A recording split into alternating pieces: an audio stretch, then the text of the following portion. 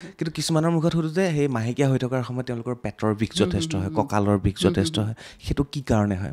এইটো এটা কাৰণটো আমাৰ যিবিলাক বায়'কেমিকেল সেয়া আছে আৰু তাৰপিছত পেলভিক কনজেশ্যন হয়, ব্লাড ফ্ল'টো বেছি বাঢ়ে, তো সেইটো কাৰণে পেইনটো হয়। তো আমি এইটো ডিছমেনৰিয়া বুলি আমাৰ গাইনী টাৰ্মবিলাক ইউজ কৰোঁ। তো দুটাকে প্ৰাইমেৰী মানে য'ত একো কাৰণ নাথাকে বিকজ অফ আপোনাৰ প্ৰষ্টাগ্লেণ্ডিনছৰ সেইবিলাকৰ কাৰণে আপোনাৰ নৰ্মেলি পেটৰ বিষ হয়, সেইটো নৰ্মেল হয়। আইদাৰ পেটৰ বিষ হ'ব বা পেটৰ ভাৰী ভাৰী লাগে, কঁকাললৈকে ধৰে, সেইটো নৰ্মেল।